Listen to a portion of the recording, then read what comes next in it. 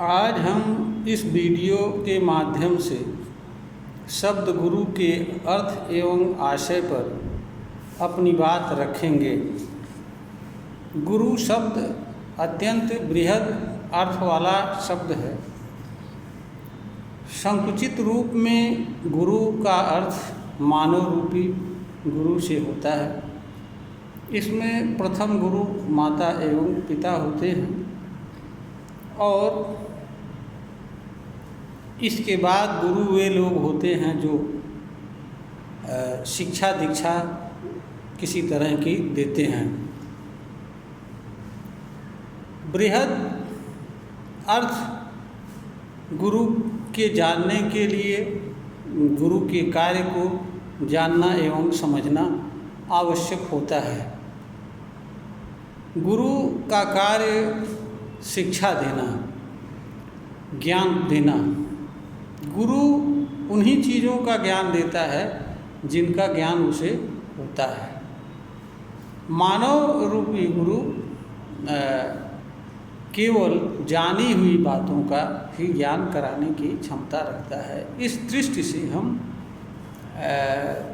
समस्त चीज़ों को दो वर्गों में बांट सकते हैं। एक वह चीज़ें जिनका ज्ञान मानव द्वारा प्राप्त किया जा चुका है, दूसरी वह चीज़ें जो मानव के लिए अभी अज्ञात हैं। मानव रूपी गुरु द्वारा जो चीज़ें जानी गई हैं और जिन चीज़ों को कोई व्यक्ति जानता है, उन्हीं चीज़ों को बताने की क्षमता मानव रूपी गुरु रखता है। मानव रूपी हर उस चीज़ को बताने की क्षमता नहीं रखता है जिन चीज़ों को कोई व्यक्ति जानना व समझना चाहता है। मानव रूपी गुरु वहीं तक किसी बात को बताने की या समझाने की किसी अन्य व्यक्ति को क्षमता रखता है जहाँ तक कोई व्यक्ति किसी बात या चीज़ को उसके माध्यम से जानना एवं समझना चाहता है। जहाँ तक गुरु के कार्य की बात है, गुरु का कार्य होता है जिन बातों को वह जानता है उन बातों को दूसरों को बताना होता है। इस अर्थ में गुरु ज्ञान का साधन होता है। बृहद अर्थ में गुरु ज्ञान का साधन होता है। ज्ञान के साधनों को हम ज्ञान की दृष्टि से तीन वर्गों में विभक्त कर सकते हैं। ज्ञान की दृष्टि से हम ज्ञान के साधनों को दो वर्गों में विभक्त कर सकते हैं। नंबर एक प्राथमिक साधन और नंबर दो द्वितीयक साधन। प्राथमिक साधन वह होते हैं जो हर मनुष्य के साथ जुड़े होते हैं। प्राथमिक ज्ञान के साधन मानव की इंद्रियां, अंतःकरण, मन, बुद्धि, विवेक, अंतःकरण,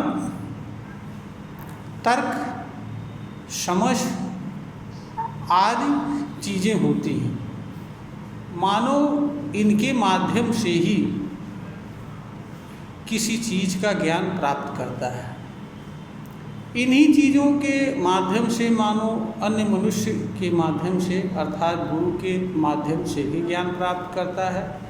दूसरे वह जिन चीज़ों को देखता है, सुनता है या किसी रूप में जुड़ता है, उन चीज़ों का ज्ञान भी मानव ज्ञान के मूल साधन अर्थात इंद्रियां, मन, बुद्धि, विवेक, तर्क आदि के माध्यम से जानता एवं समझता है। ज्ञान का अगर प्राथमिक साधन न हो तो द्वितीयक साधन का कोई मतलब नहीं होता है। द्वितीयक साधन का उपयोग प्राथमिक साधनों के माध्यम से ही किया जा सकता है। अब हम बात करते हैं द्वितीयक साधन। ज्ञान के द्वितीयक साधन को हम ज्ञान की दृष्टि से तीन वर्गों में विभक्त कर सकते हैं। नंबर एक मानव। अन्य मानव एक मानव अन्य मानव के लिए ज्ञान का साधन होता है। एक मानव अन्य मानव को बड़ी सरलता से कुछ ही समय में या कुछ दिनों में या कुछ वर्षों में उन सभी चीज़ों का ज्ञान वह दूसरे मानव को करा देता है या करा सकने की क्षमता रखता है, जिनको उसने जीवन भर में या काफ़ी लंबे अंतराल में परिश्रम करके जाना या समझा है। तो जो मानव रूपी गुरु होता है वह ज्ञान को प्राप्त करने का एक सरल माध्यम होता है, उन चीज़ों का जो चीज़ें पहले से जानी और समझी गई हैं तथा जिन चीज़ों का ज्ञान मनुष्य को अर्थात गुरु को होता है।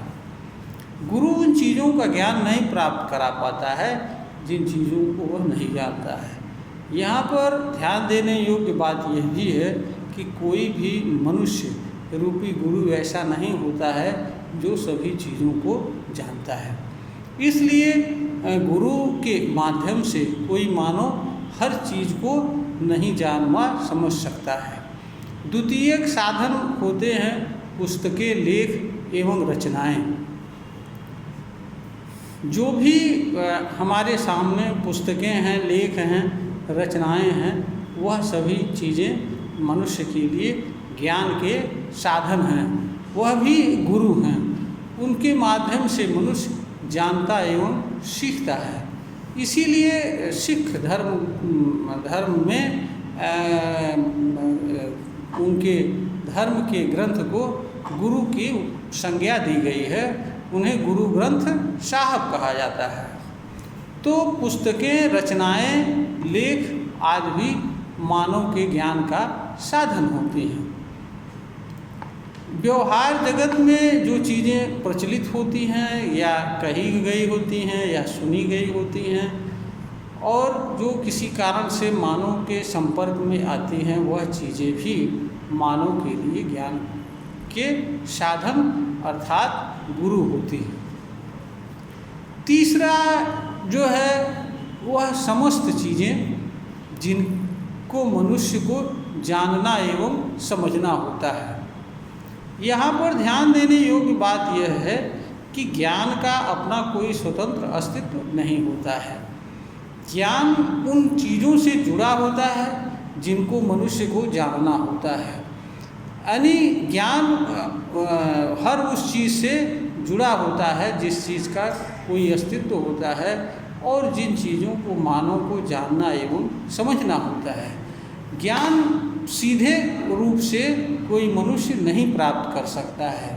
ज्ञान के साधनों के माध्यम से मनुष्य प्राप्त कर सकता है या उन चीज़ों के माध्यम से प्राप्त कर सकता है जिन चीज़ों का ज्ञान मनुष्य को प्राप्त करना होता है। जैसे देखी जाने वाली चीज़ों को मनुष्य देख करके जान लेता है, सुनी जाने वाली चीज़ों को मनुष्य सुन करके जान लेता है।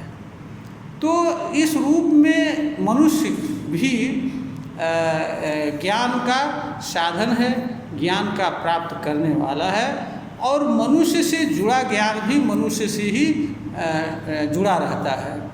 अगर मनुष्य को अपने संबंध में कोई जानकारी प्राप्त करना होता है तो मनुष्य को स्वयं के माध्यम से ही स्वयं के बारे में जानना होता है।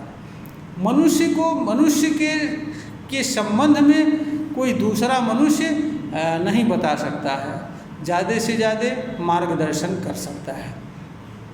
अगर किसी मनुष्य को स्वयं के बारे में जानना हो तो उसे स्वयं आत्ममंथन करना होता है, स्वयं से जुड़ी हर चीज़ों को समझना होता है और उसके पश्चात मनुष्य को यह जानना होता है कि उस चीज़ों के माध्यम से जो चीज़ें मनुष्य से जुड़ी हैं वास्तव में मनुष्य क्या है।